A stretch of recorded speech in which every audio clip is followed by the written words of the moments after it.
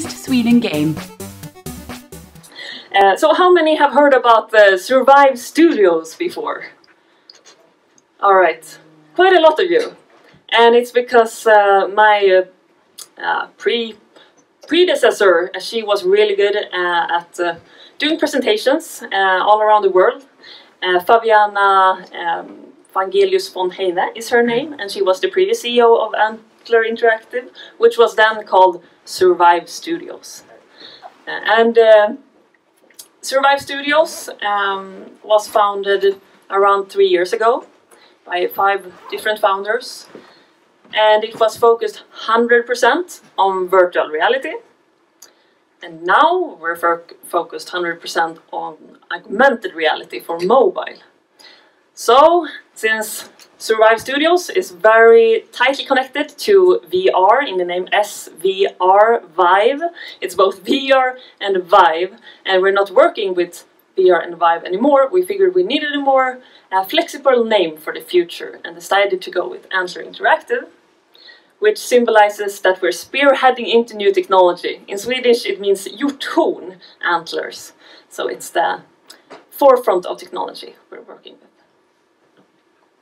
And my name is Anna Norrevik, and I'm the CEO of Antler Interactive since 13th of August last year. And the speech is going to be about the future of VR and AR. And I've even taken the freedom to focus mostly on, guess what, AR, because that's what we're focused on nowadays at Antler Interactive. But don't mistrust that, because it's there is gonna be about the future of VR as well in the end. So have patience. And what I'm gonna go through as an agenda here is first a presentation about myself and Antler Interactive, who we are. Secondly, why work with augmented reality and what is it? Thirdly, a little bit about the history of AR. And fourth, where we are right now. And then we get to the future. So, who am I? As mentioned, I'm the CEO of Antler Interactive, but I worked 5 years at Paradox Interactive before. How many know about Paradox Interactive? Wow, alright, everyone. So, I worked there as a producer, leading expansion projects for Crusader Kings 2 and Europa Universalis 4. And at Paradox, a producer meant having responsibility for time and budget of the projects and leading the teams. So different expansion projects, and then in the end it was a completely new game project, quite a big team. And it's still secret and not announced, so I can't talk anything about that. And my background is even longer time before that is from studying business and economics and some computer science at KTH. But I'm also an Halo expert with many all-nighters since my youth. And I was the first female in the Halo 3 release queue. I played Persona 5 almost every weekend during 2018. And I regularly challenge colleagues and friends and anyone who's up for it in Age of Empires 2, which is an all-time favorite game. And I actually own an HTC Vive headset, VR headset at home, where I've dedicated a whole area in my living room to just VR gaming. And when not making games or playing games, then I'm actually breeding cats in my spare time. So, what is Antler Interactive? What we do is making great games for new technology. Which means, great in this sense, means high quality, like art that is worth of a reputation, and games that are fun and that we play ourselves and are proud of.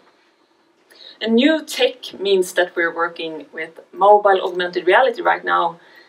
In the long-term future, that might change to another forefront of technology when AR is getting old. But that's what we're doing right now, because it's a very new technology and super cool to work with. And the reason for why we switched over from VR to AR is because we know already we can make really good games for VR and got really good reviews and so on. However, no matter how well received it was, it still didn't sell enough for us to continue a studio of 12 people. So knowing that we can make really good games, we switch over to a market that is much, much bigger, and that's everyone who owns a modern smartphone instead, which is, well, you will get the number very soon. So as mentioned, we're 100% mobile AR right now, so making things for iPad, iPhones, and newer Android phones. And this was our second VR game that we made, which is called Kartong. Yeah, it is. Ah, here. Alright, it's my phone.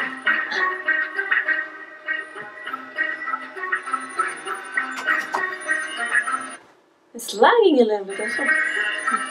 Alright, now it's perfect.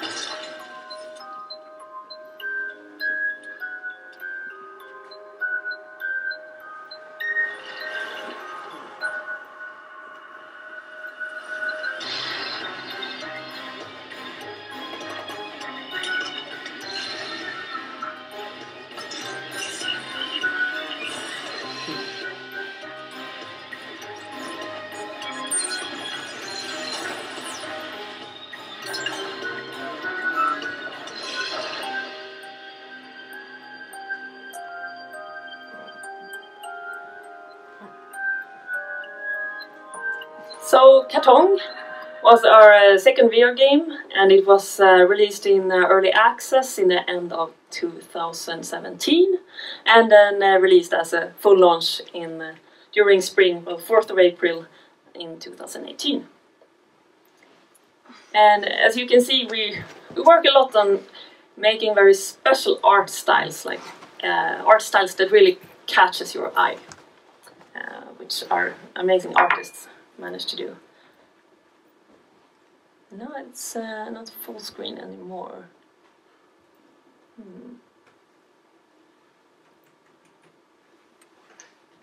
Let's see if I can fix it.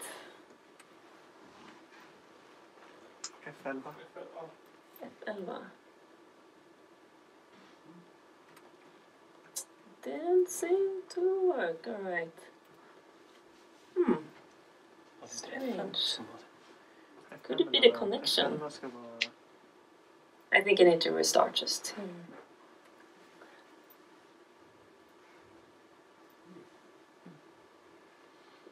Yeah, so here are our previous VR games then. Kartong and Survive the Deus Helix, which was the first VR game and the longest VR experience when it was released in the end of 2016.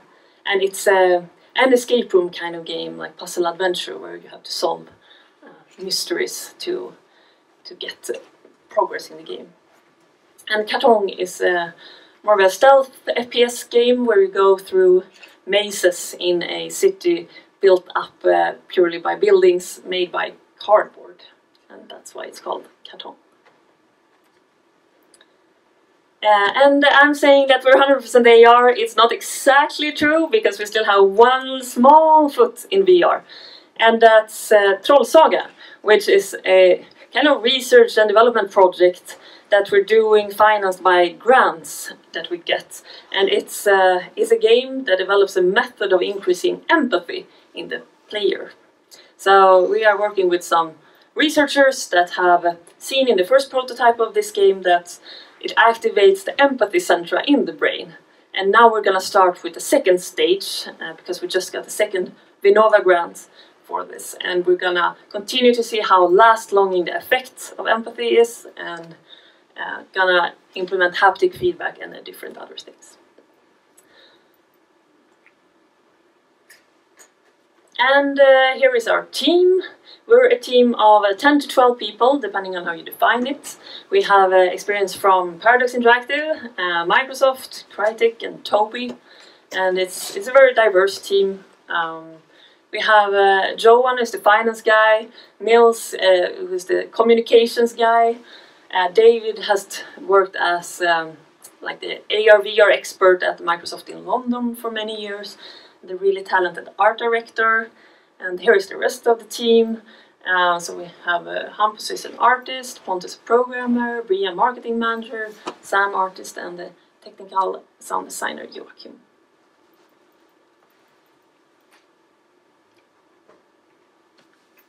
And to say something about the background in the games, what has happened, like in the games industry we have gone from console to PC to mobile, and now we're finally in the era where augmented reality and virtual reality will drive the development of new type of games. And we've already seen winners in those previous areas. We have Niantic making Pokemon Go for AR, and it became a huge success, which you probably know. We haven't yet seen the same kind of success in VR, but it's yet to come. So what is AR? It's a way of placing, well, it's placing digital content in the physical world. So through your camera, for example, adding game elements is AR. And one of the early applications of AR was sending invitation cards that have an application that makes the invitation card become alive in AR. So for example, this type of card where you could use your phone to see the elephant actually come alive. And the core of AR nowadays is using AR Core, which is Google's own software development kit for AR, and we have AR Kit, which is the same thing but from Apple. So this is the basis if you want to start developing for AR. And they provide components for AR placement and tracking so that you have a basis there. And why you work with augmented reality? It's because the market is huge. We have about 2 billion devices that can use augmented reality, and it requires no additional equipment and no additional installation. So it's just for you to download the app, approve of the camera setting, and go. So really smooth, which we like. And to say something about the history of AR, it was born in 1968. Then came the first entertainment AR in 1998, so 30 years later. And then, 16 years later, we had Google announcing Google Glass, which was the first wearable product for consumers. And Magic Leap, which you might know about, it's a super hyped AR headset. They got $50 million in funding already there. And a year after, things really started happening. AR and VR investments got $700 million. And the year after that, $1.2 billion. And Pokemon Go released, and suddenly everyone knew what AR can do. And in 2018, IKEA released their own AR app. So, of course, what most do you think about when, what most of the general population think about when they think AR is Pokemon Go. And it had this AR element where you see the Pokemon with the camera background. However, unfortunately, a lot of people turned this feature off, sadly. It was great for marketing because a lot of people at the start of Pokemon Go posted pictures in social media where you saw your Pikachu in your bathtub. But after that, there wasn't really many people who worked, who used the AR feature. Instead, they used what you remember even more, that there was a map feature that you had to walk somewhere to get to the Poke Centers or to catch the Pokemon you wanted. And this feature was integral to the game. But this game wasn't completely new at the time. It was based on another game that was had the same principles, where you had to walk on the map that was based on the real world, and it was called Ingress. by the same company, which is Niantic. And it wasn't as huge as Pokemon Go. Pokemon Go got more than 800 million users and more than $1.2 billion in revenue. However, much fewer people heard about Ingress, which was the start of this. And soon we're gonna see a game still by the same company, which is called Harry Potter Wizards Unite, which at least we at Antler Interactive are super excited about, because well, it is from Niantic, and they have delayed the development many times. They were supposed to release in 2018, and then they delayed, and now they say it's going to be released in 2019. So let's hope for that. And we think that when they release Harry Potter Wizards Unite, it will also help putting the eyes on augmented reality again, just as for Pokemon Go, because Harry Potter is such a huge brand. So that would be great. And here is another picture from their teaser videos, which keep coming out.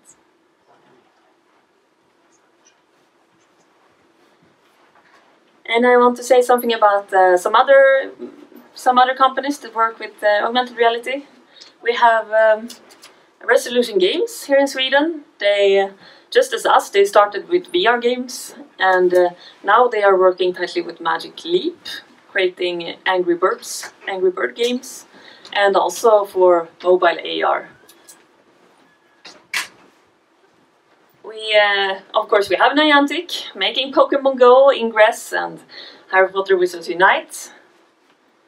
And we have a company called Bubblar, which is actually based in Stockholm as well.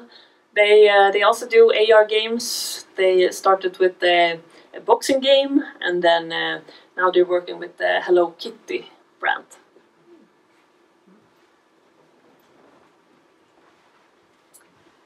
And when we started working with AR, we did it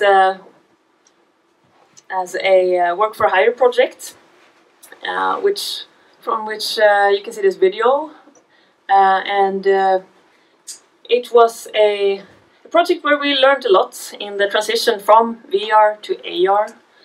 It was a puzzle adventure experience, and as mentioned, it was work for hire and free to play, which was really, it was really useful for us to make that. And here we have what we're working on right now. Well, or just finished working on, which is a Crystal Cart, and it's our first own game that we're making in AR, and it's a social mobile racing game with multiplayer up to 4 players against each other. It works in the way that you place your racing track in front of you on a flat surface, preferably a table with some different colors. And then you can choose to steer the car with the camera by moving the camera, because the car accelerates towards the midpoint of the screen, which is only possible in AR. So you have to move the camera, and you can... The second really cool aspect of AR in this game is that you can get as close as you like to the environments, and we have put a lot of effort into making the environments really cool, so that you want to be close to them. So either you can follow the car by having the camera really close to it, or you can keep a distance and steer like that. And there are 2 additional steering mechanics as well. Because we learned in our soft launch that people who tried it, it wasn't intuitive for them first with this AR mode where you steered with the camera. So people actually said they wanted some other steering mechanic as well, so we added 2 steering mechanics which are much more intuitive, but they don't use AR in the same way. So the AR camera is the default one that we hope people will pick, but you can also switch to another one if you don't like it.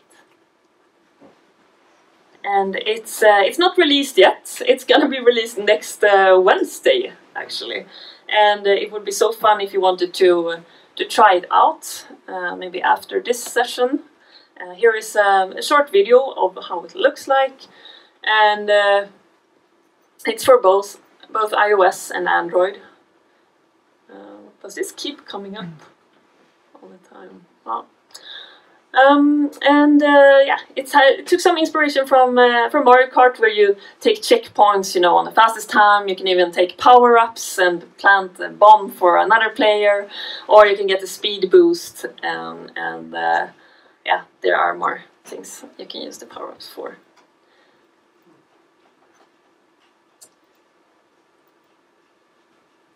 So yeah, if we're go back to the developer perspective, how can you go from VR to AR?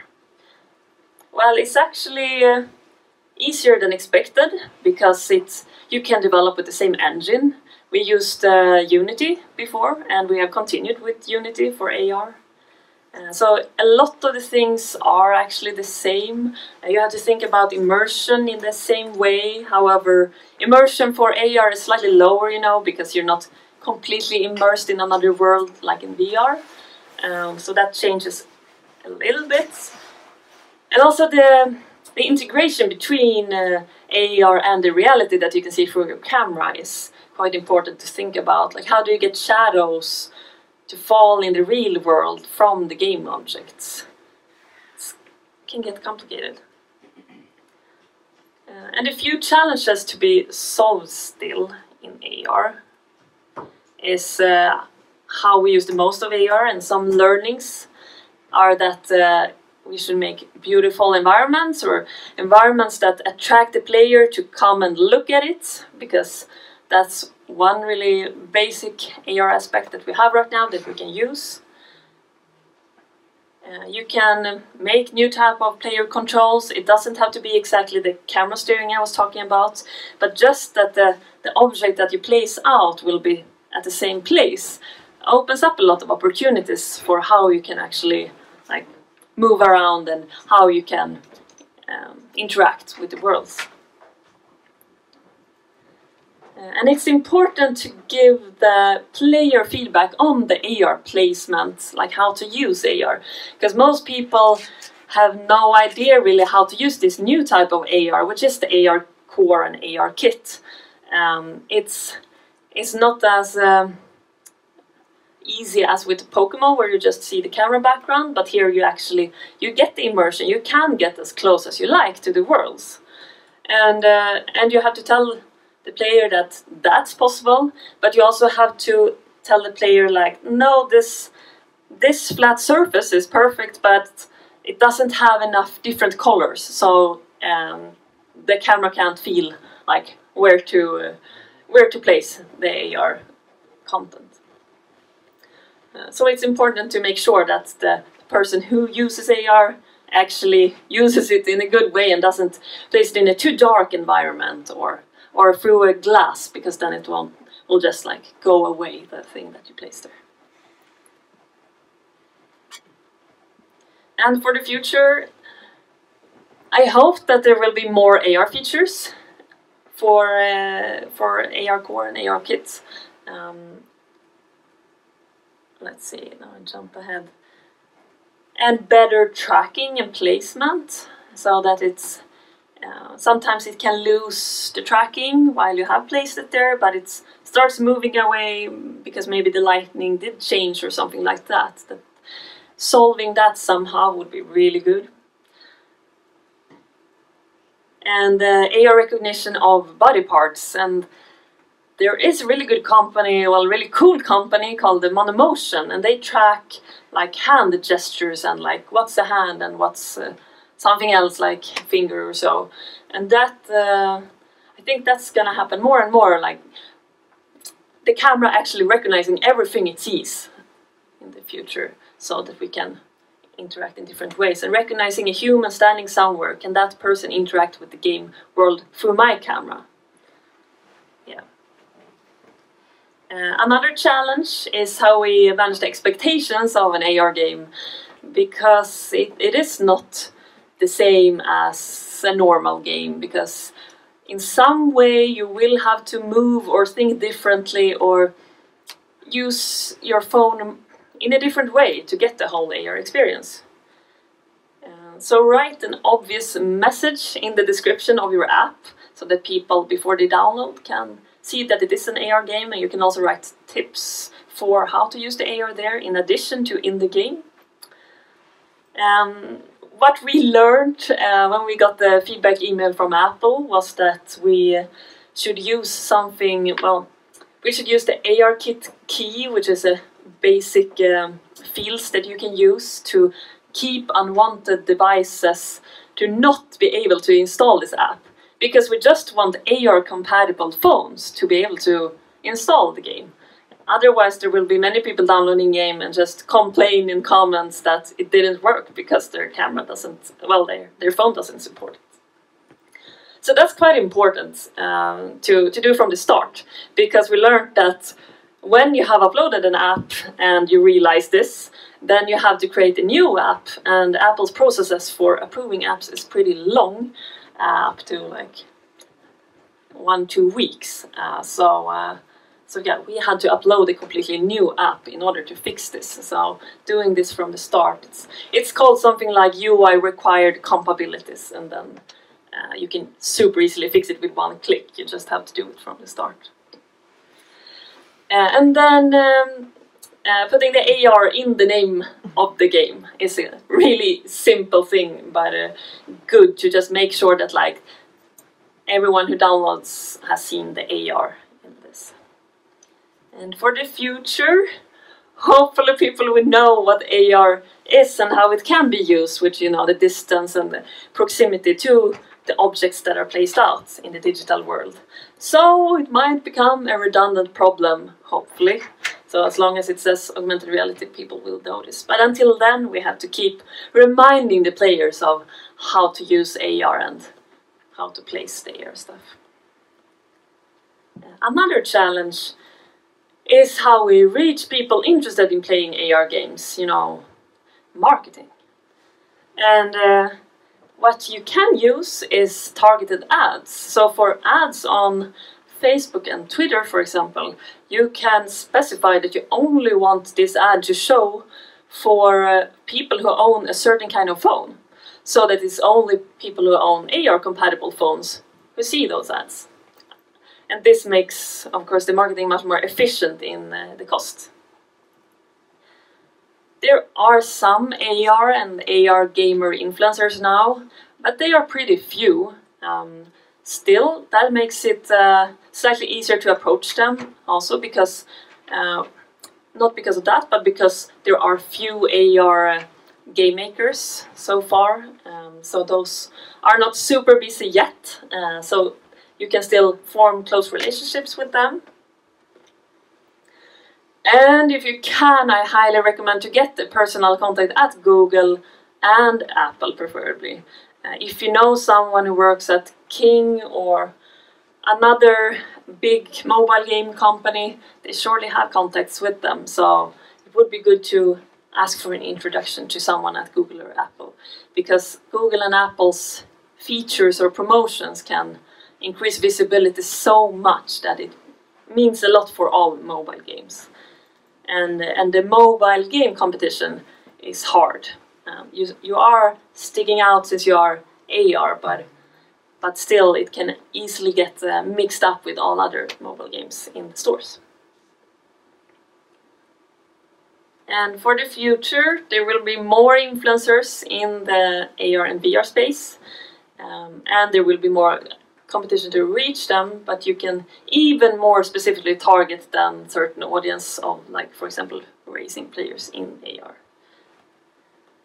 And Apple and Google will push more on like AR showcases. They are already showing AR things on their global events that they are streaming, but it's gonna be more and more. They believe so much in the technology that they are investing so much that they will show more and more.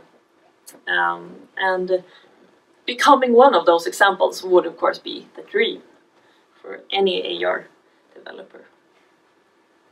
And I think also search engine optimization will become more important, because the more AR games and VR games there are out there, the more you have to be searchable with your descriptions of the apps to stick out. And so that you allow people to find you who actually want to find the kind of games you make. And to the future. So the future of AR holds a lot of exciting stuff. We have something called cloud anchors, and it's a technology to place digital content globally. So it means that one camera might place something in front of you here. Let's say you place this glass digitally here. So the glass is just digitally through my camera. And then when you take your phone and look through your camera, you will see the same glass at the same place. So we have a shared view of the digital world. And it's really cool. So in this example, I can't really see what the object that they have placed here, the round thing is, but they see it from different angles, but at the same place, above the table with the base. And to give an example of what you can do then with cloud anchors, it's this Google example. Let's see. I will play it through here. So it's two people playing a mahjong game against each other, and they see the game from the same angle. They see that it's on the table and they can move around and it still is there. And the difference then from how it is today without cloud anchors is that today you have to place the AR yourself every time you want to play with it, and it's not going to be exactly in the same position as your friend's AR contents. For example, the racing track in Crystal Kart. But when this is possible, then it's enough. One has placed it, the other one recognizes it, and then you play on the same racing track with your cars.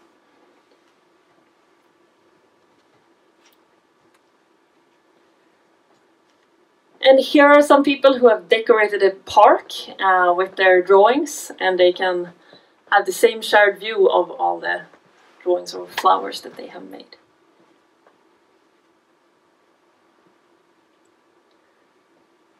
And Magic Leap has been talked about a long time for being the future. This is what they promised from the very start.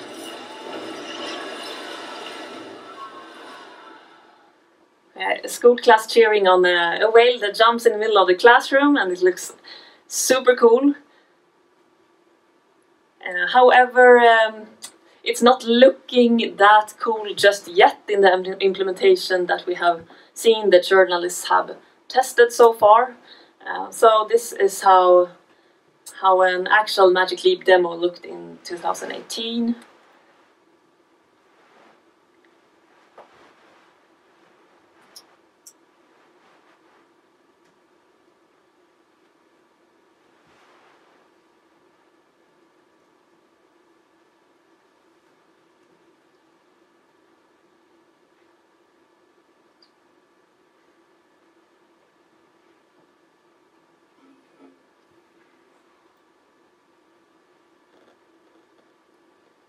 Yeah, so it's a robot throwing stones at you, and it's it's not exactly the same thing as the whale. We're not there just yet, and my comment is also that it's like we need to find more interesting implementations or games for those new devices. Because there is more potential.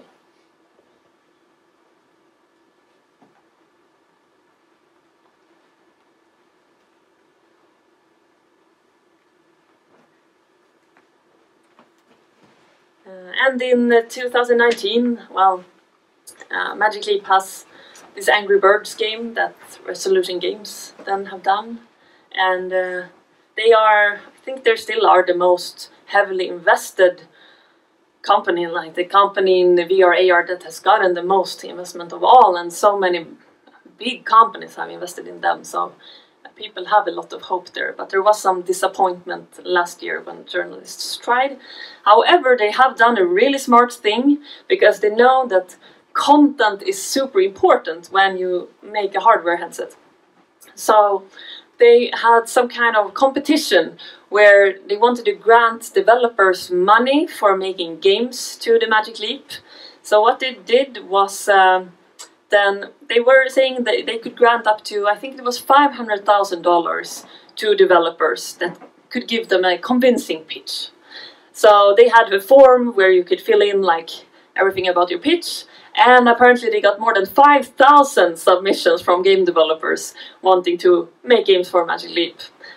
So they have something going on there, and there's probably gonna be some cool, exciting content they're gonna come out with eventually.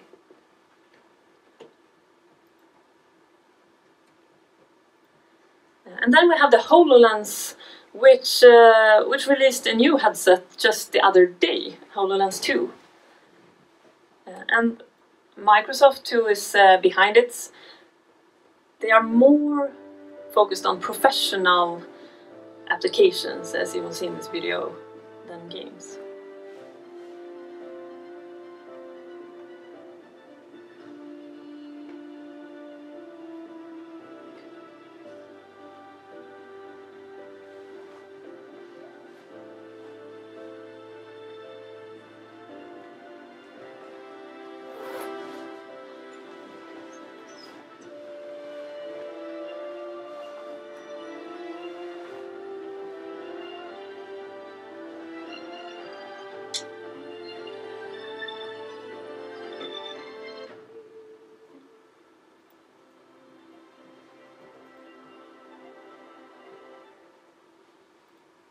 So yeah, lots of exciting things happening there as well, where you can use the HoloLens to many different kind of jobs in various ways.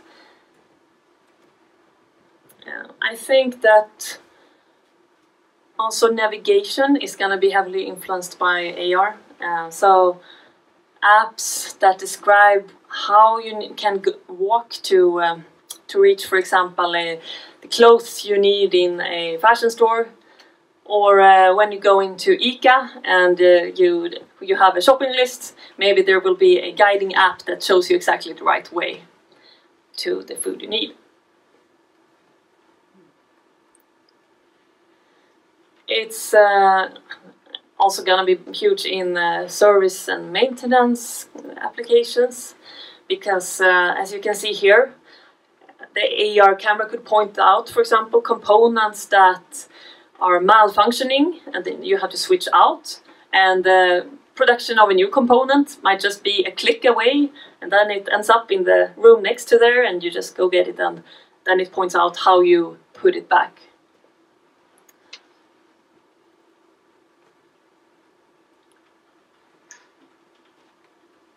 And when you go to a new city, you might want to use the camera to see where is the nearest coffee shop, I need coffee.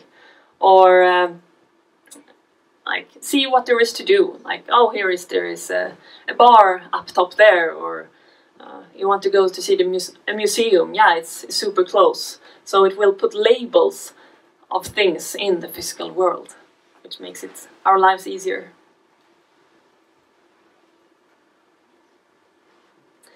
And of course, I've not forgotten VR. We have a future of VR as well. And it has to become much more easily accessible, which means wireless, cheaper, lighter, and better looking. It will also merge with the AR headsets much more, because why separate the two? So the same glasses, you can completely immerse yourself, or you can use the glasses to see through. And they're gonna come bigger brands that want to use VR. Personally, I'm super excited for when there is a Pokemon VR game. That's what I would play, and maybe they're waiting for the VR headsets to become much more widely distributed, so that Pokemon players can actually enjoy. Because right now it is too expensive, and it's hard to access VR, and you have to have a certain VR area in your room.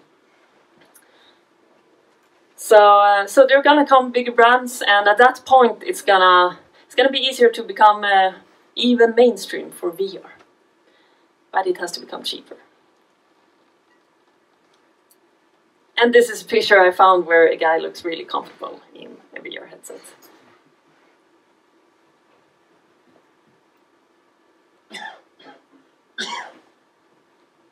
And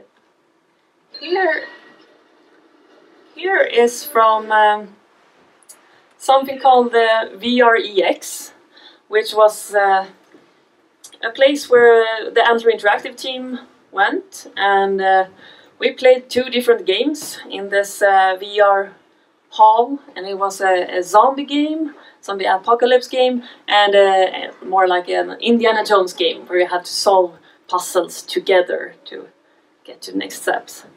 And it's really cool. It's super immersive. You see each other in VR, and therefore I think that the multiplayer is gonna be the future of VR. And it's gonna be used in many different fields, like professional fields such as surgery, architecture, and mental health. And for mental health, it's because you need the full immersion to affect the brain the most, and that's why it's most efficient to use VR in that kind of change process. And just as in the video, body tracking is gonna be the future as well, and hopefully not as complicated as when we here had to put things on our shoes, and like I think we even had on our arms or something, plus the headset. It's quite bothersome, but let's say you have a chip. You know, a lot of people nowadays put chips here, and if you have chips that somehow could help you track the body instead, and why not in your feet, so that you can cover the tracking the whole body. That's really what's gonna happen. And the finish line. For the finish line, I would like to watch a video that is actually an ad on TV right now from Samsung, so you might have seen it. But I think it really displays the future capabilities of AR and AR especially.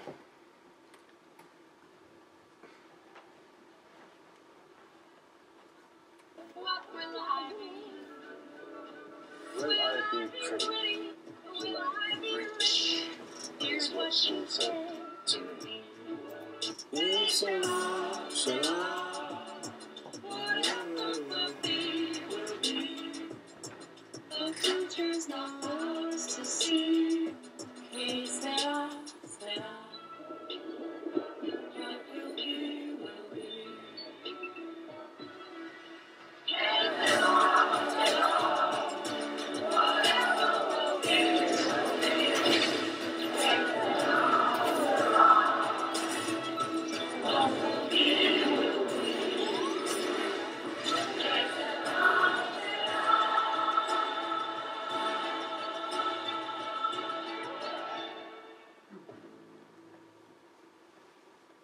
Alright, and that was the end of the presentation.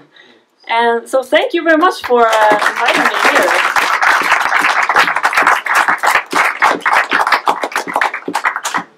And then I have, of course, left room for any questions that you might have. If there is anything you're thinking about. Jag funderar på en sak. Ja. Finns det någon skillnad i monetisering på Augmented Reality-spel och vanliga mobilspel? Det är en bra fråga. Alltså jag är en stark förespråkare för att mobilspel i allmänhet i alla fall bör vara gratis att ladda ner. Just för att mobilspelare är vana vid att det steget är gratis att få testa på spelet innan man betalar någonting. Men mellan Augmented Reality och mobilspel, jag kan inte se någon större skillnad i monetiseringsdelen. Kanske att det skulle vara lättare att ta en premiumbetalning för Augmented Reality för att det låter coolare i sig. Men ja, jag skulle ändå rekommendera att köra någon typ av demo där också för båda modellerna, och att in-app purchases, alltså man kan ju hitta nya definitioner av det också i AR, tänker jag mig. Så alltså, vem vet, i framtiden kanske man kan betala för att komma till vissa ställen om det är en del av ens AR-spel, att man ska röra sig inom vissa areas eller att använda olika typer av funktioner inom AR. Samtidigt vill man vill ju låsa upp alla AR-funktioner till spelaren eftersom man vill visa det coola med AR. Så det är en bra fråga faktiskt. Vi kör utan publikmick nu, så det är jättebra om du upprepar frågan för kamerans skull. All right.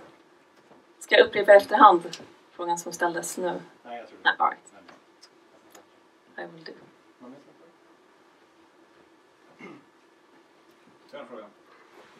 What do you think about the upcoming headsets for VR? For example, Oculus Quest, which is tetherless and seems pretty nice, at least on the homepage. Yeah, I haven't tried it. I think that's definitely a step in the right direction. So that might become really interesting. So yeah, hopefully it drives the development of all other headsets also in the same direction. That's my opinion. My perception is that the hardware developers are the main drivers of AR prototyping. Maybe like Google and Samsung making the core hardware platforms are also making the SDKs for development in terms of software. So right now the only threshold of getting into or trying out an AR application is just downloading the app, giving it the permissions and then using it. Do you think that the standard camera itself will get some kind of a standardized, like maybe like QR codes work, to perceive AR or create AR without having an external app? Just like if you hold on a Samsung phone or any Android phone and seeing this simple symbol or something that will automatically be AR compatible without an external app, just the internal camera. Do you think that's... Definitely, yeah. I think that's definitely the direction we're going in as well. Yeah, that it becomes more automatic and you don't have to think about the layer of AR and it's just part of the camera. It will make sense and and Google and Apple, they are investing a lot in AR, so I think they will also make anything possible to get it more seamless to work with AR and use it. Yeah. I have a question. Do you think there's a problem that a lot of the marketing material for HoloLens, both 1 and 2 and Magic Leap, are like super fancy? It's trying to sell the vision of the product, and when people tries it, it's like it's not even close to what the marketing department made. I mean, obviously the marketing videos are rendered like it's not in the product itself. Yes. Is that a problem? Or? So the question is then, does marketing hyping the products too much, and then when the actual product comes out, if it is a problem when there is a mismatch? Yeah, I think it is a problem because in one way it's good to see the potential, but when it's just put together and has no base on the product, then it is. I mean, you lose a little bit of trust in the companies that do so. So in that sense, it hurts the whole industry if people start doing that, and especially if that's how you get investors, and investors have to start mistrusting what people come with in videos and pictures. So the dream would be, of course, that people just show what they make. However, I can't stop thinking that it's actually gives some inspiration, though, on the higher level of what actually is possible in the future if we just get the technology, but preferably a bit separated from like the business interest of actually getting investment and more of like this is what we can do.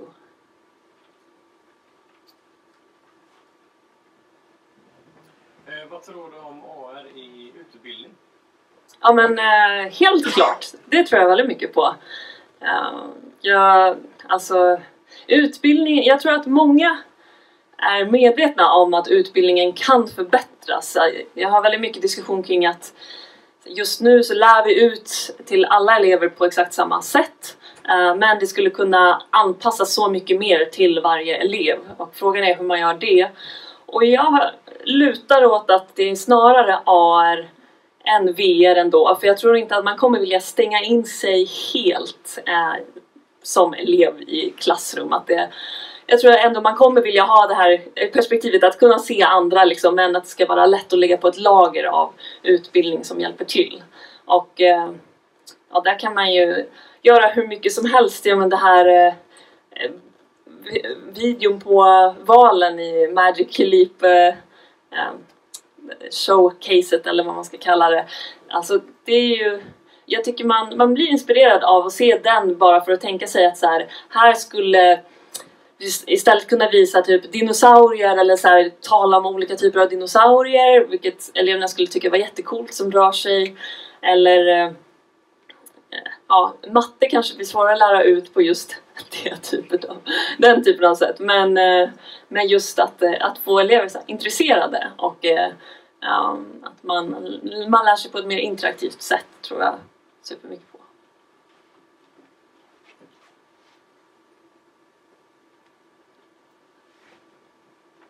Given that Apple and Google are the providers of the AR SDKs, does it feel like limiting to develop games for AR because you're so dependent on what they have developed before?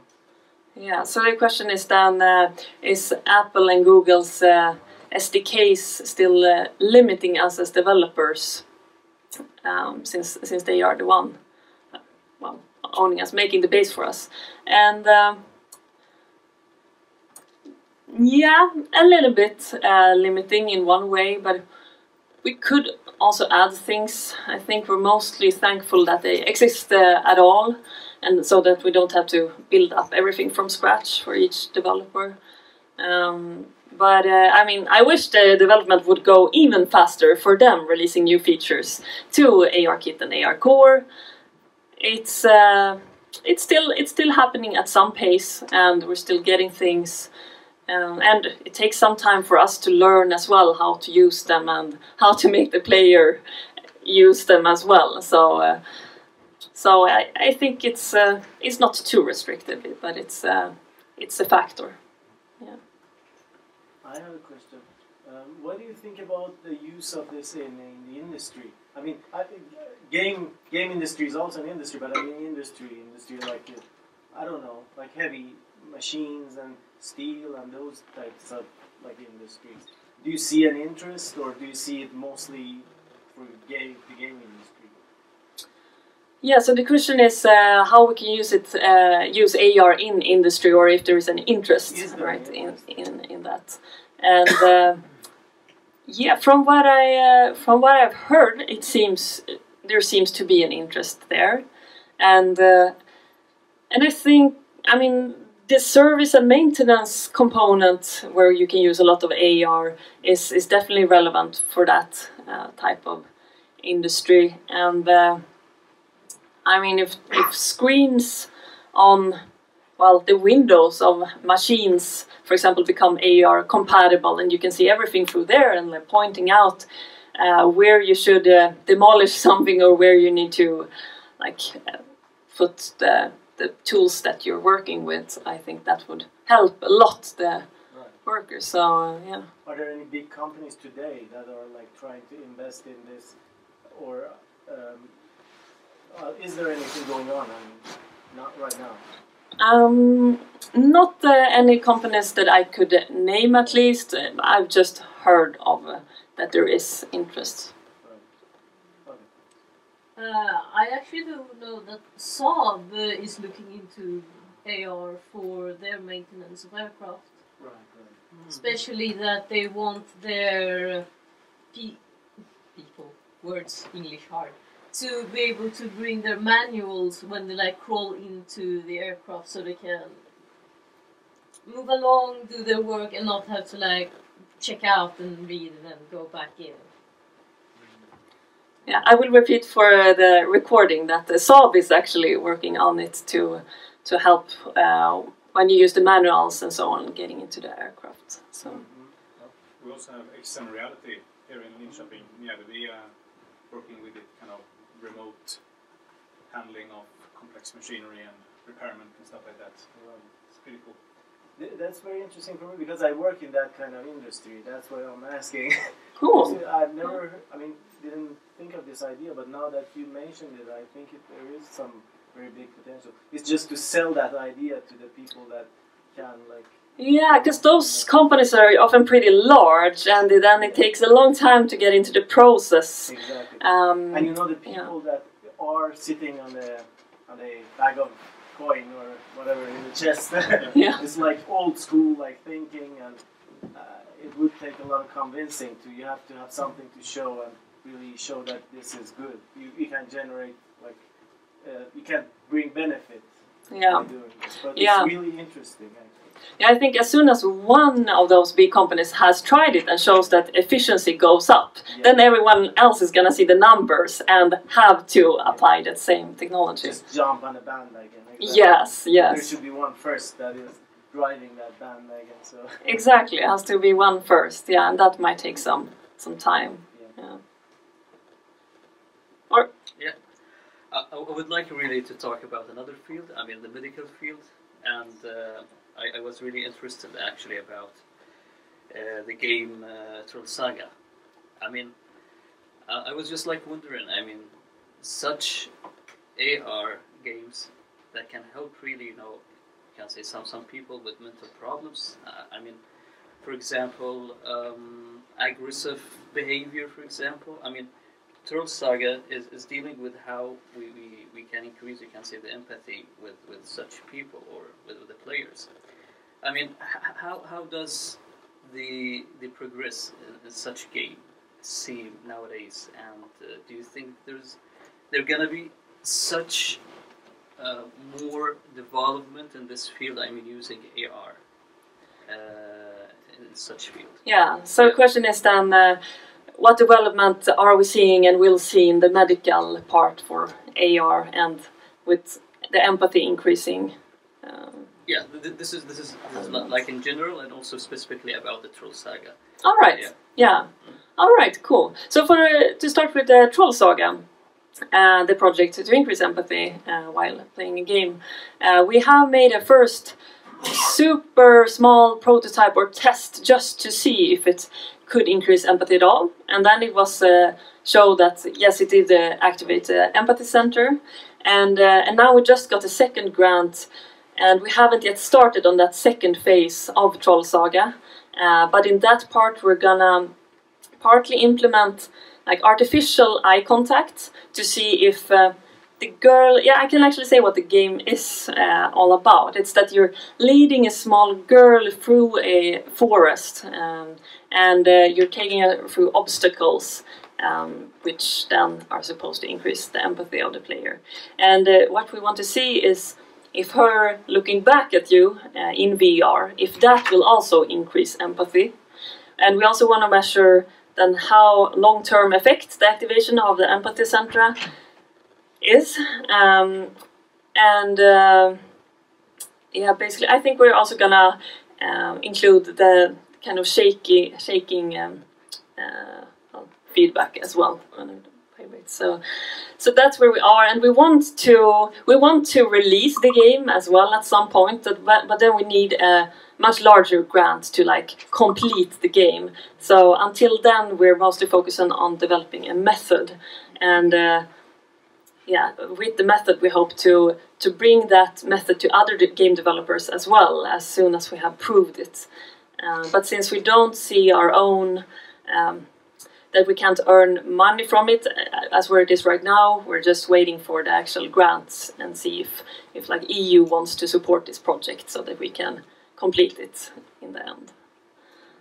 And for other applications, VR was very early with the kind of mental health applications. There was a company, I think it's Swedish actually, that had spiders coming at you in VR, like a lot of big spiders suddenly falling and then going towards you or so.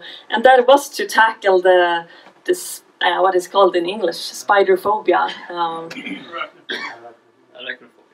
Okay, and yeah, that seemed to be proven that could help patients who actually have that phobia. So there are a lot of applications there, and I have heard more. I can't come up with the examples right now, but that field seems to be very interested in especially VR because it can simulate so many environments and help people. And there is also a startup, I think it helps people with the communication training or kind of leadership training, so also kind of mental thing, practicing presentations in front of an audience in VR.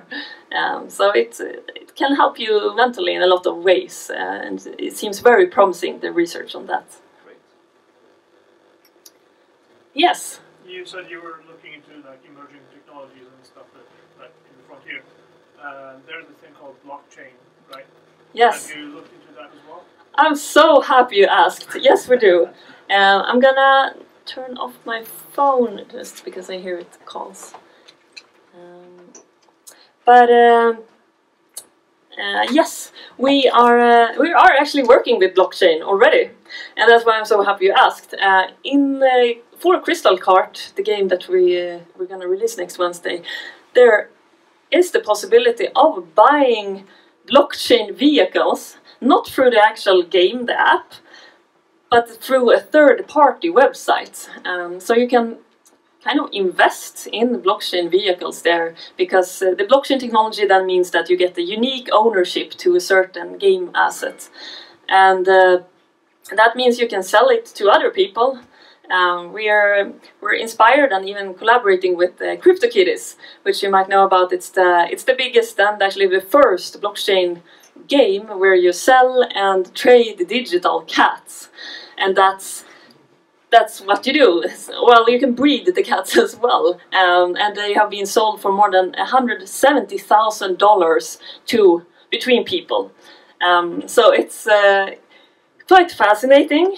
It's digital cats sold for $170,000, and yeah. So we are seeing like how blockchain vehicles for our game will be received, and there is still a lot of eyes on blockchain. The cryptocurrencies like Ether and Bitcoin, they have gone down quite a lot, which makes a lot of crypto enthusiasts sad, of course, but there is still a large group of people who are interested in this, who are still passionate about cryptocurrency and what we now have that is called NFTs, like non-fungible tokens, which are then things that exist on the blockchain, which has some kind of physical presence or a look like a CryptoKitty or a card to our game. So that's something we're doing, and you can sell it in many different ways as well, like auction or as limited edition, and yeah, there is lots to do there, definitely. So it might have a big impact on gaming in the future, and probably many other areas as well.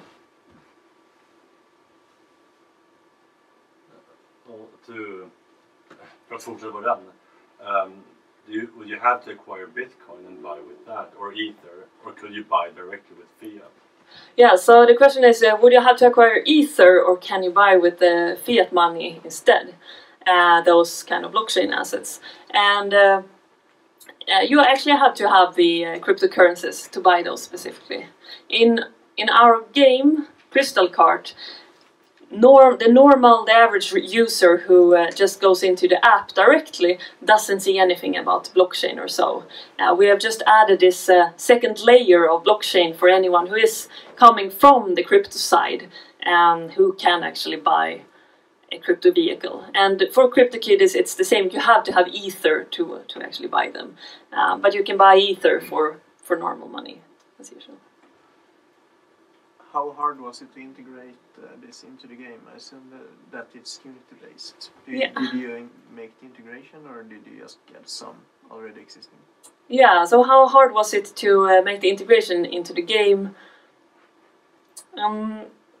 So to make the smart contracts, we got help from like one of the best guys in blockchain in Sweden, who helped us just setting up the smart contract. And the smart contract is, in short, just the list of the assets that exist on the blockchain, which is public then, and has unique ownership for each row.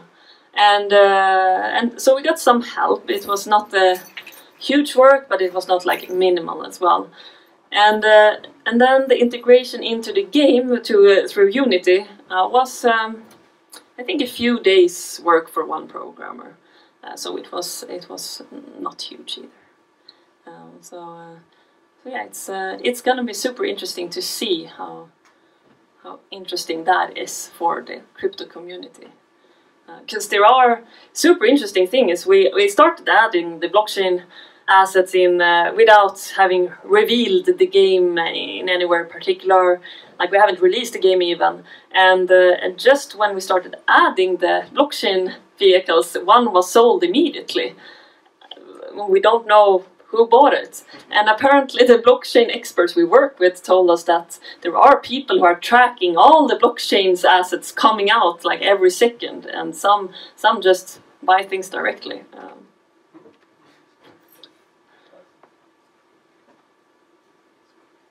Any more questions?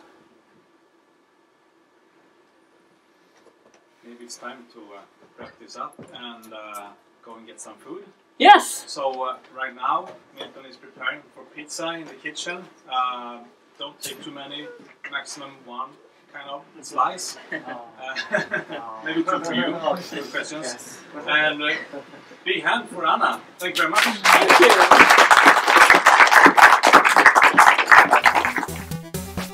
East Sweden Game.